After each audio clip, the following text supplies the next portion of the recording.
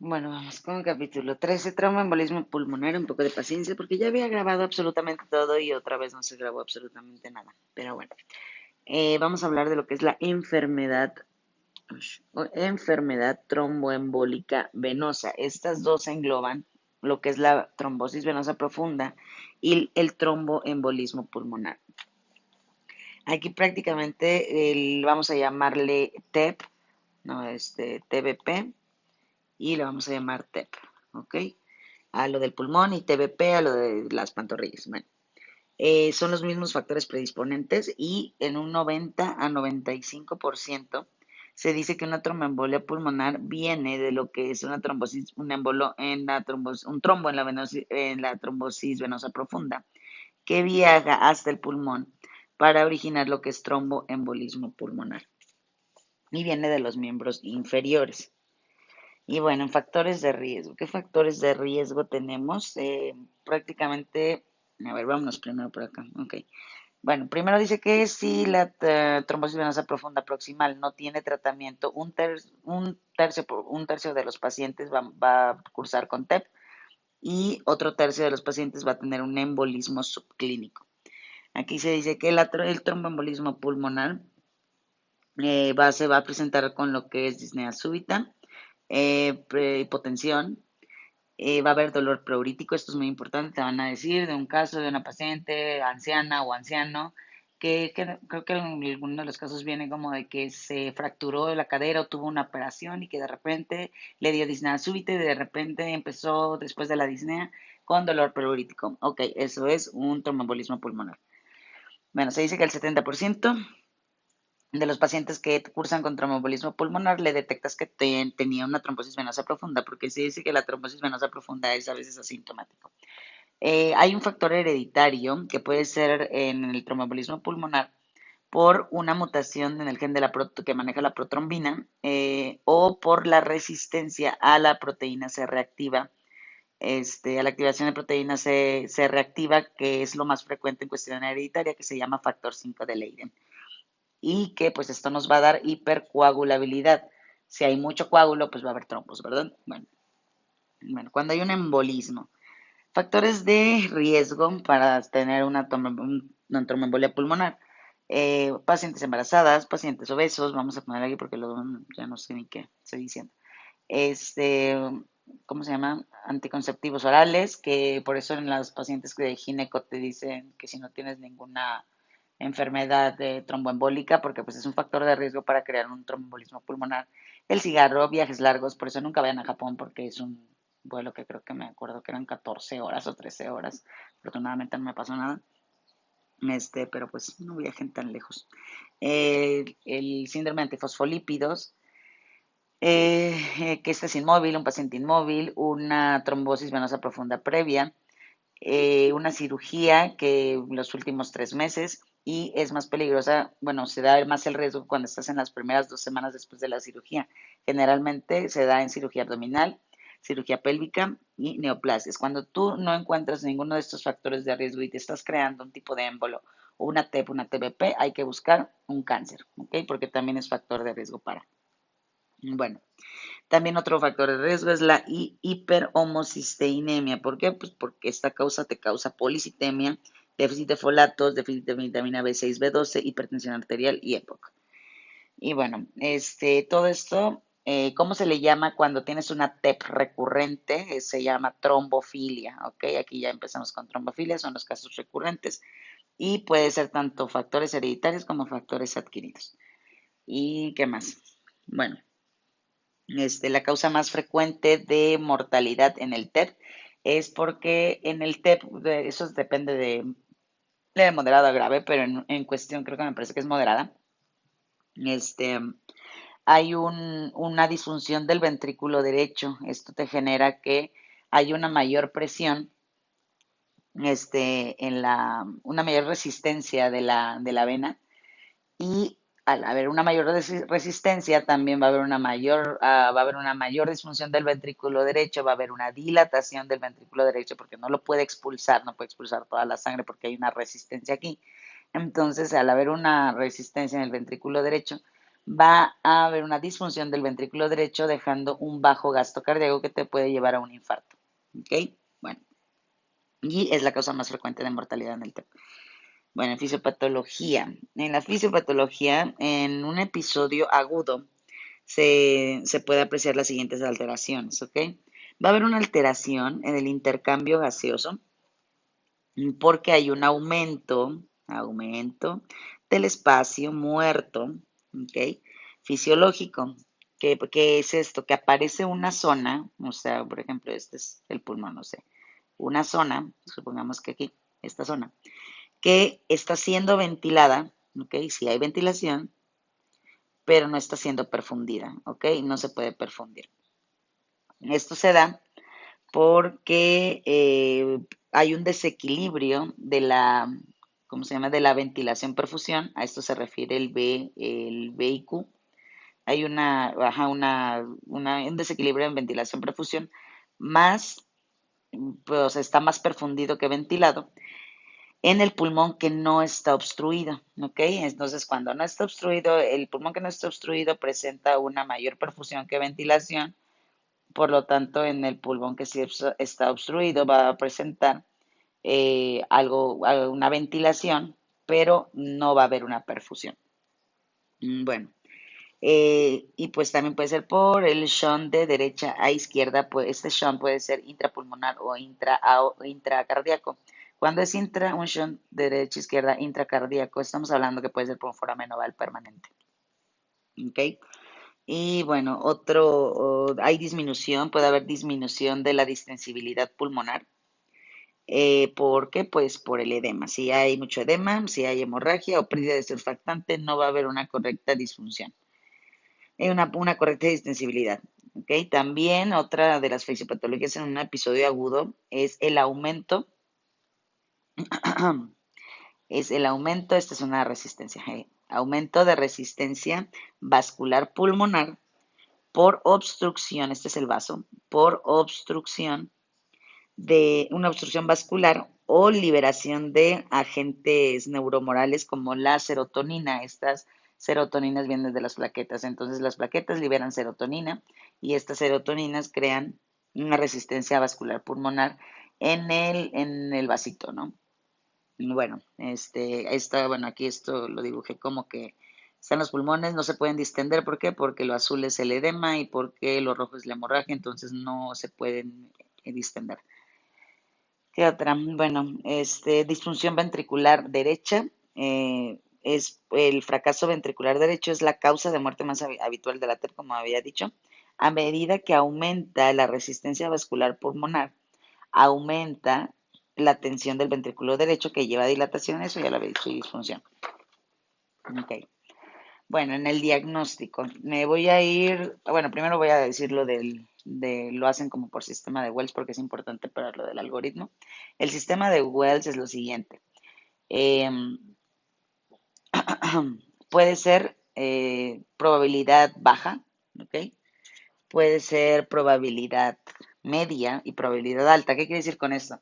Que tiene, le ves al paciente, no, es poco probable que tenga TEP. No lo sé, puede que sí, puede que no. Y aquí no, pues es una alta probabilidad. ¿Cómo vas a definir esto con el sistema de Wells? Si tiene de 0 a 1 punto es baja probabilidad, 2 a 6 media y más de 7 alta. ¿Cómo lo vas a hacer? Prácticamente se le da 3 puntos a si tienen signos y síntomas y 3 puntos si tienen un diagnóstico alternativo probable o hay un diagnóstico probable, como por ejemplo que tuviera una TBP.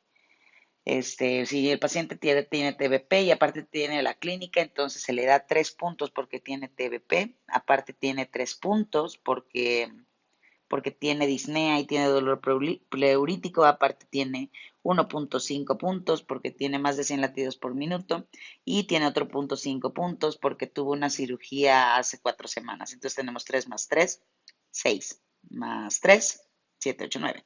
Entonces tiene una probabilidad alta, ¿ok? Bueno, entonces se le da 3 puntos porque tiene signos y síntomas que se está correlacionado con TEP y porque tiene un diagnóstico alterno o alternativo que nos da orientación a TEP. ¿Ok? o de esos de los factores de riesgo que puse. Pero bueno, generalmente es TEP. Ay.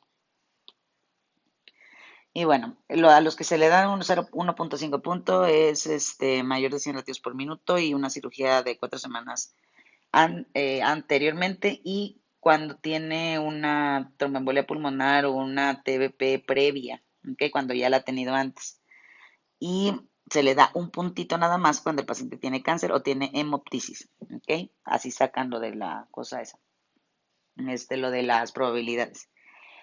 Y bueno, vámonos ahorita con lo del diagnóstico. Me voy a ir como más abajo porque es el protocolo más fácil y así es como más entendible. Ok. Supongamos que tenemos aquí al ritmo.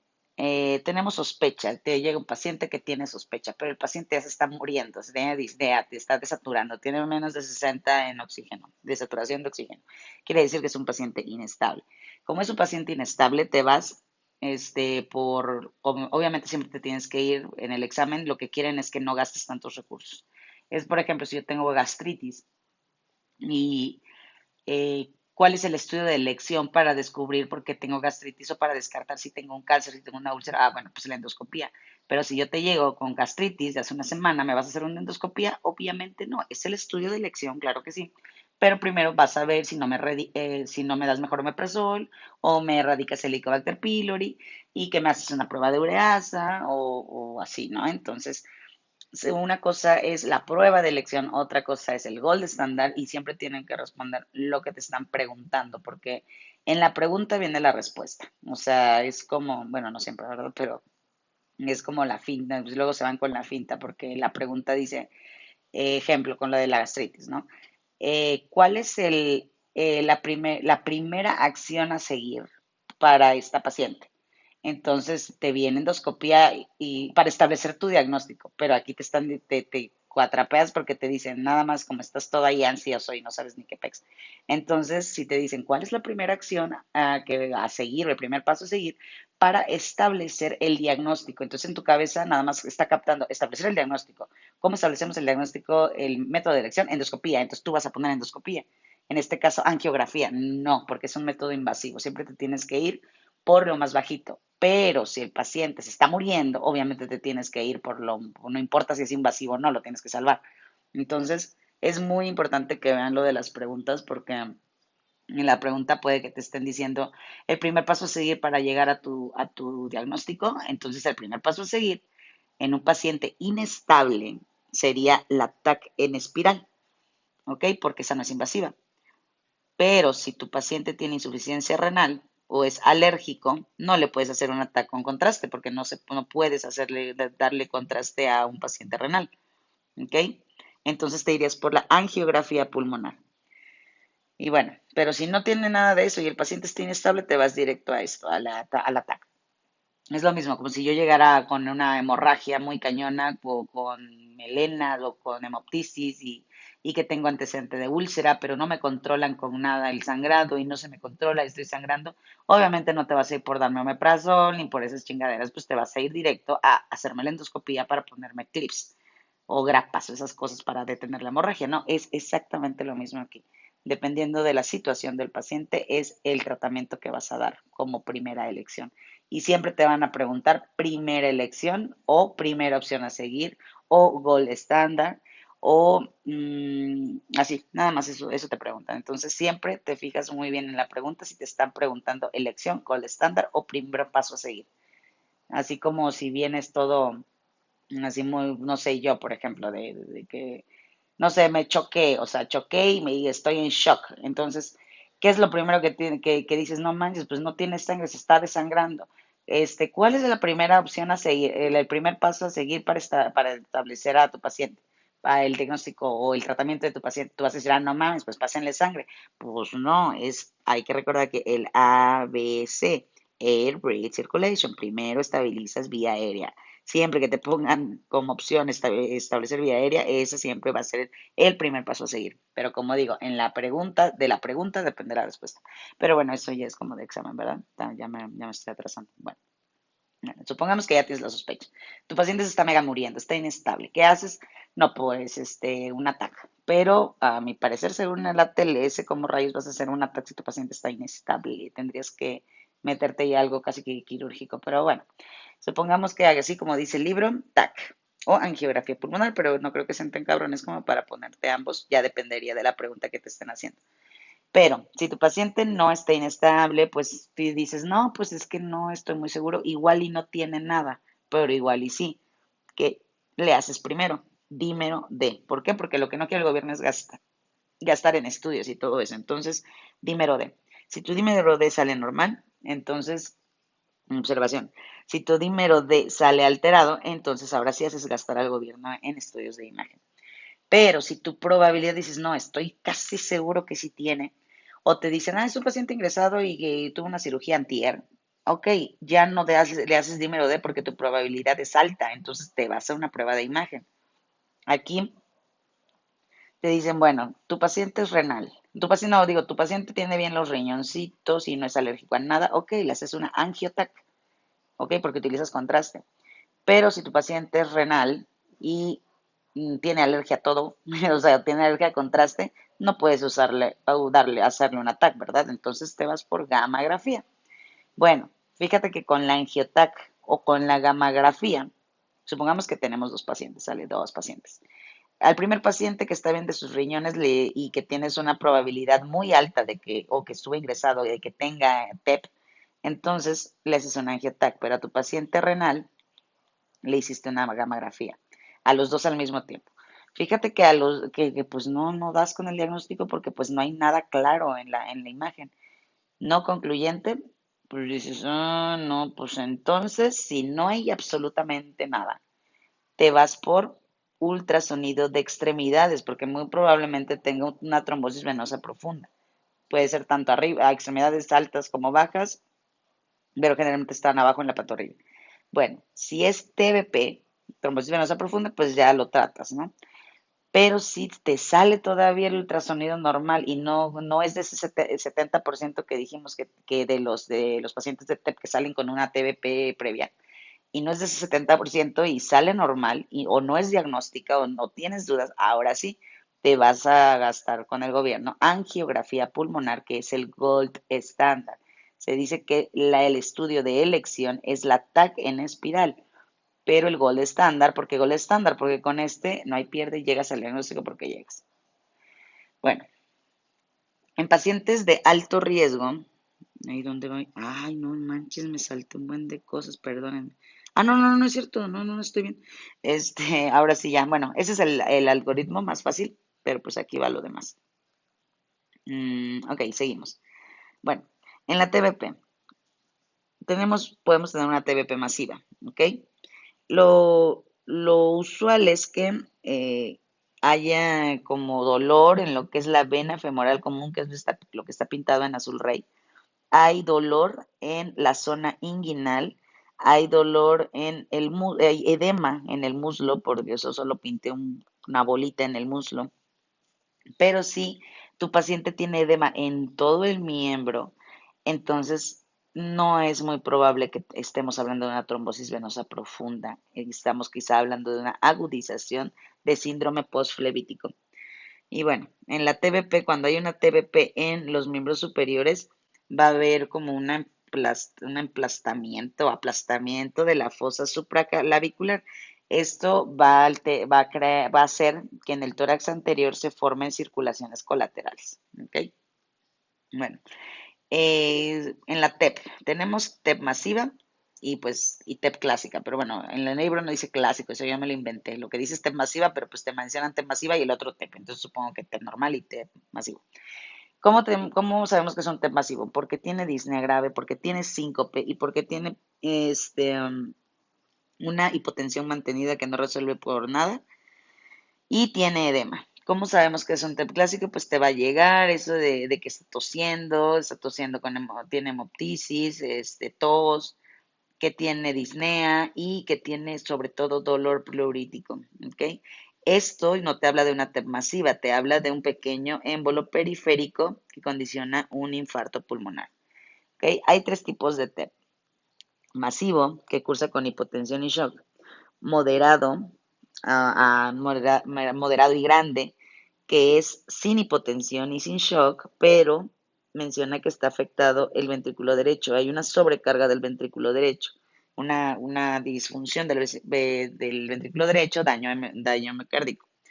Y cuando es moderado, pequeño, la tensión arterial es normal y no tiene daño miocárdico ni cosas del ventrículo, ¿ok? Entonces, para fines prácticos, masivo, hipotensión y shock, por varias razones. Moderado, grande, no tiene hipotensión ni shock, pero sí pedos en el ventrículo derecho o en el corazón. Moderado, pequeño, no tiene rollos en el corazón y su tensión arterial es normal. Bueno, en la radiografía, ¿qué podemos encontrar en la radiografía? Generalmente es normal, pero en caso que te digan que sí hay algo de algún signo, bueno, podemos encontrar hemidiafragma elevado. ¿Qué quiere decir? O sea, hemi de la mitad, solo un diafragma elevado sería este. ¿Ok? Aquí en las cosas negras, en esta y en esta, señale dónde está el diafragma.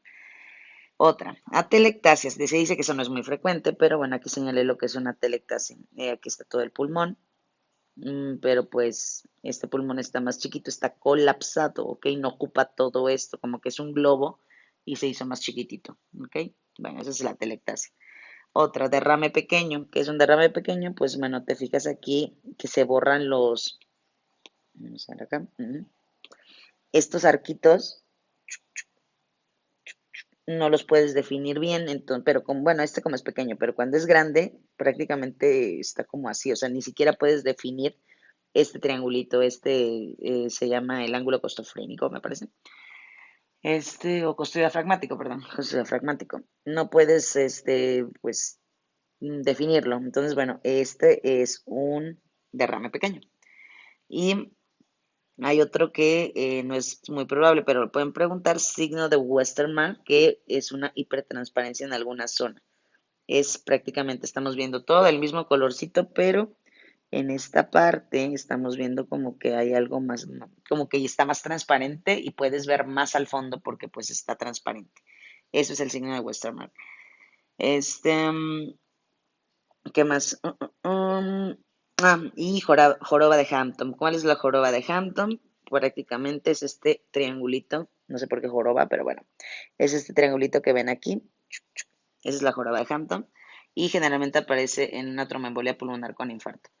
Y bueno, en el electrocardiograma tenemos que, esto es súper importante porque esto siempre viene esto, S1QT, Q3T3. Prácticamente el S1Q3TT, espérenme, S1Q3, ok, el S1QT, me, me, me, me traba mucho con las palabras, ¿no? Pero bueno, el S1QT, esa onda, Q3T3.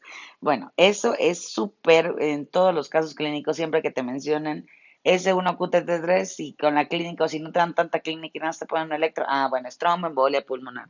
O si te dicen que vas a encontrar en el electrocardiograma S1QT3.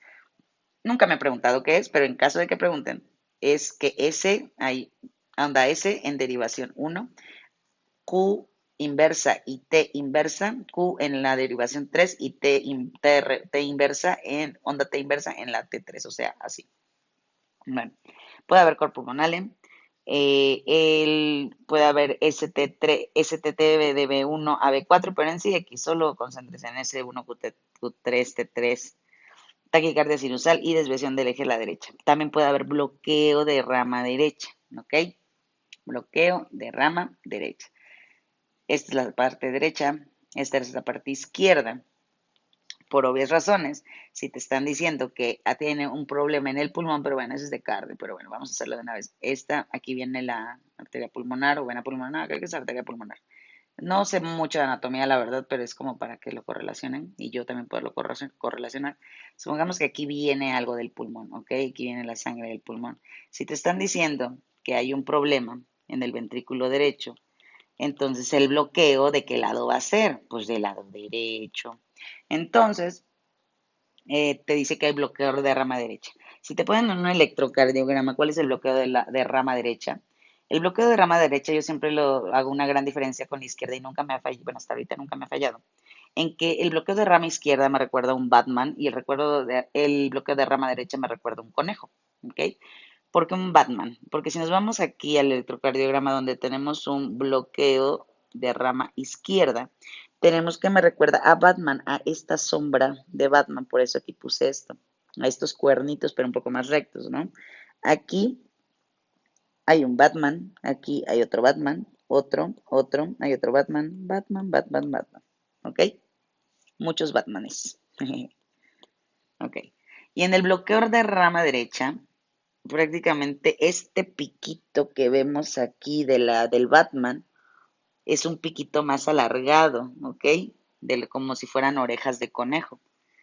Vemos Batmanes, pues no mucho, ¿por qué? Porque aquí hay dos orejas de conejo, tras dos orejas de conejo. Si ponemos la relación, pues obviamente vean que el piquito de en medio no llega hasta abajo y aquí el piquito de en medio sí está llegando hacia abajo, sí está llegando hacia abajo, son conejos, ¿ok? Entonces, bloqueador de rama derecha que tiene que ver con TEP, conejos. De rama izquierda, Batmans, ¿ok? Ya con eso. Bueno, ahí les dejé como otra pregunta, bueno, en su examen para bloqueador de rama izquierda y derecha, que obviamente va a venir. Y bueno, en analítica, marcadores. Si hay marcadores de daño miocárdico, que son las troponinas, van a estar altas, ¿ok? Si están altas, es riesgo, factor de riesgo de mortalidad en TEP, en un paciente hemodinámicamente estable. La gasometría va a mostrar hipoxemia, el dímero D muestra, si por ejemplo tienes una baja probabilidad que tu paciente tenga TEP, y aparte de tu baja probabilidad y que no tiene tanta clínica, solo es una medio sospechita muy baja, le sale el dímero de por abajo de 500, entonces ya X, ya olvídalo de ya, observarlo y ya no tienes que hacerle nada porque es muy poco, es casi nada probable que tenga. Bueno, es más, puedes descartar el diagnóstico de TEP, ¿ok? Con menos de 500. Bueno, cuando aparece el dímero de alto, estamos hablando de que hay una fibrinólisis endógena, o sea, necesita ya más ayuda porque hay un trombo, entonces si sale alto es que está activado lo que es la fibrinólisis endógena.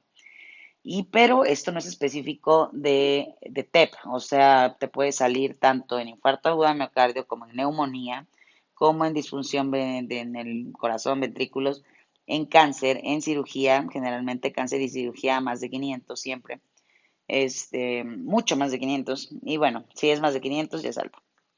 Bueno, TAC espiral con contraste no se debe hacer en insuficiencia renal, es la técnica de elección, ¿ok?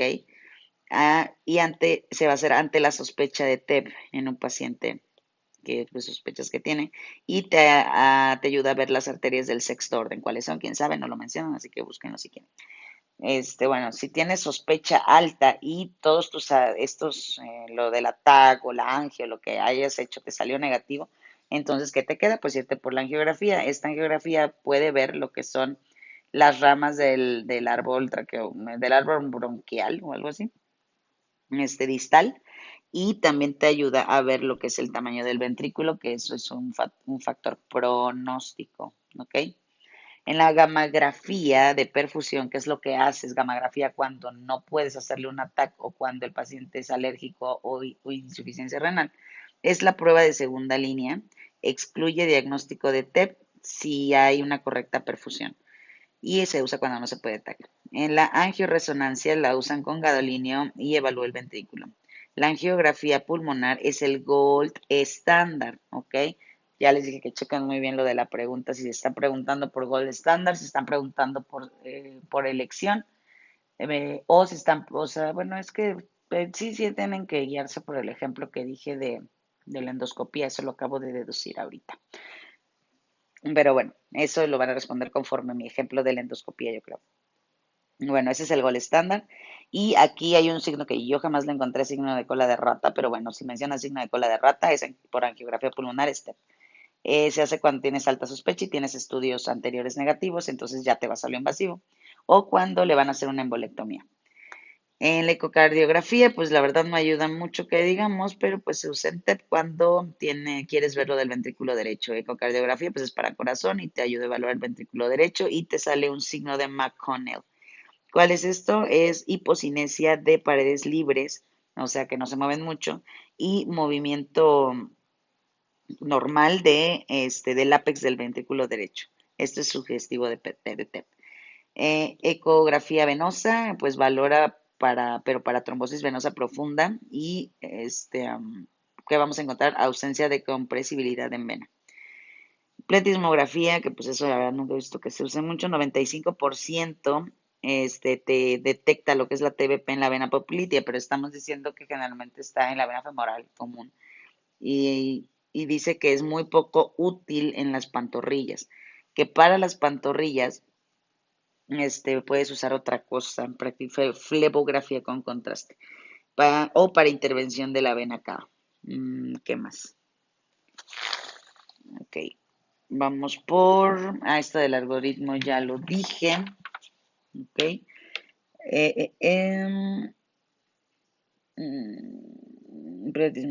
Ajá, bueno, de pletismografía, detecta el 95% de las TPP de la vena poplitea superiores, o sea, de los brazos, pero es muy poco útil en las venas de la pantorrilla. Pero la feblografía isotópica con fibrinógeno marcado detecta trombos recientes en las pantorrillas y también en las popliteas, pero pues no es útil para superiores, pero ahí ya depende de que te vas a una clínica y digas dónde rayos le duele, si los brazos o las pantorrillas, y así ya eliges qué, pero pues generalmente es las pantorrillas. Y bueno, tratamiento. El tratamiento es para deshacerte del coágulo. Tienes que deshacerte del coágulo. ¿Cómo te vas a deshacer del coágulo? Por medio de trombólisis o embolectomía. A esto se le llama un tratamiento primario. ¿Qué es la prevención secundaria? Es cuando ya les empiezas a dar anticoagulantes o filtro de vena cava para que no le vuelva a pasar. ¿Ok? Eso es la prevención secundaria. Pero en sí, el tratamiento primario, lo primero que haces, primario, es trombólisis o embolectomía. ¿Ok? Eso es para deshacerte del coágulo. Ok, en el tratamiento intermedio sería para los que están hemodinámicamente estables, que tienen disfunción del ventrículo derecho y que tienen troponinas altas, o sea, es un mal pronóstico. ¿Qué tienes que hacer con esto? Pues prácticamente es un tratamiento individual. ¿En quiénes vas a hacer anticoagulación? Vas a hacer en hemodinámicamente estables, que su corazón esté bien, no hay ninguna disfunción de ventrículo de nada y tienen riesgo bajo, entonces sí te vas por una anticoagulación porque pues no es invasivo. Bueno, y en tratamiento para paciente estable es el medicamento de elección, las heparinas. Primero tenemos las heparinas no fraccionadas, que le puse nitro, como es como métele nitro, o sea, apúrate, le está diciendo la antitrombina, obviamente por su nombre es antitrombo, ¿ok? Le está apurando a la acción de antitrombina 3 y esta antitrombina 3 va a inhibir lo que es el factor XA, que supongo que es el que hace los trombos, no me acuerdo, yo sugiero que vean otra vez el video de hematología de la cosas de coagulación. Y bueno, antitrombina, pues antitrombos, y esto se encarga de una fibrinólisis endógena, ¿ok? Disuelve el émbolo. Para eso es la heparina no fraccionada, para que apure a la antitrombina 3 a desactivar el factor XA y haga la lisis del trombo, del émbolo. Bueno, pero para esta heparina no fraccionada, eso sí es pregunta, eso sí es importante, tienes que checar el TTPA siempre, ¿ok? Si ya te pasaste y tienes mal tu TTPA, el antídoto es sulfato de protamina. Ahora vamos con heparina de bajo peso molecular.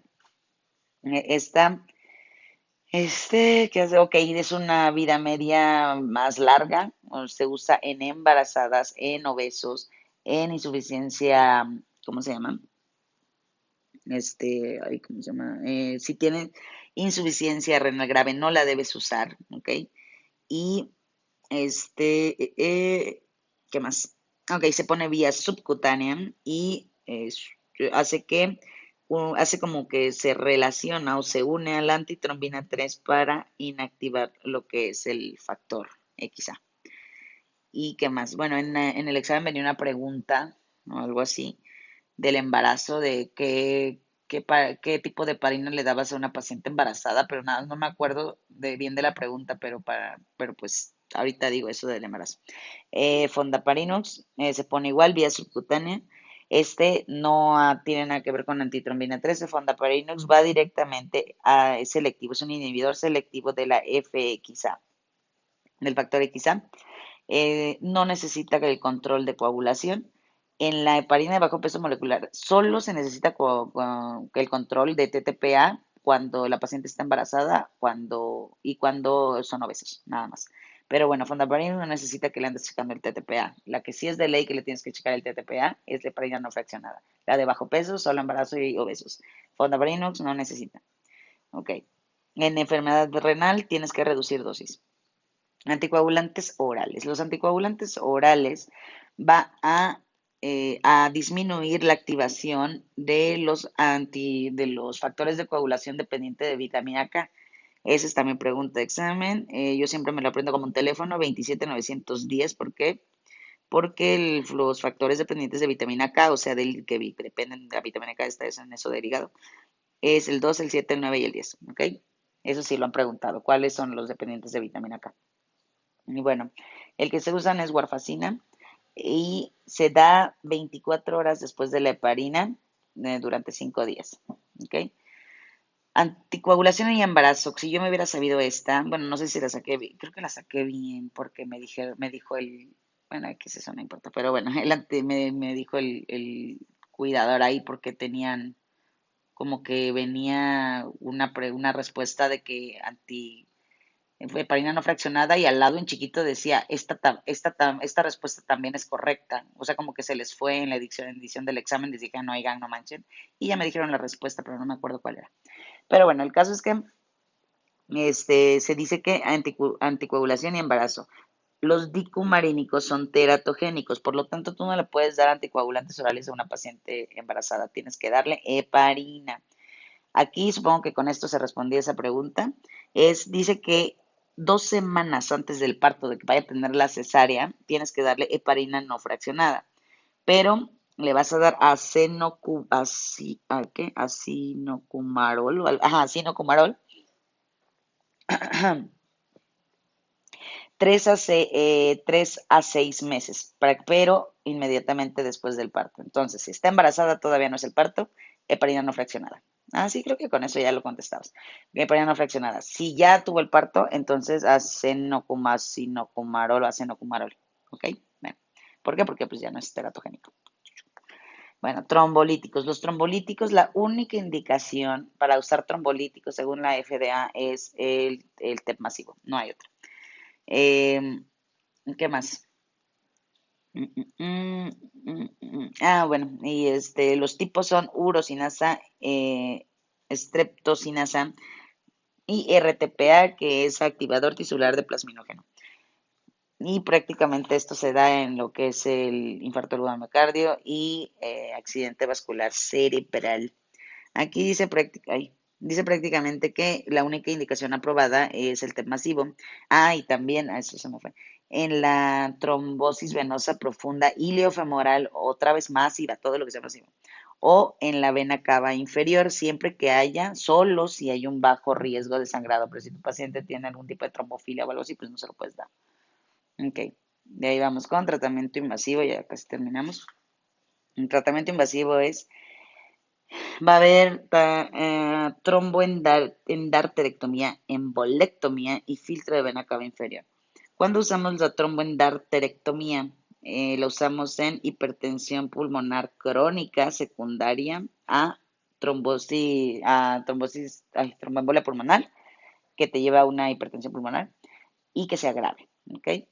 Cuando usas la embolectomía, cuando tiene un compromiso grave y el estado hemodinámico no resuelve o no responde a los fibrinolíticos que estás poniendo.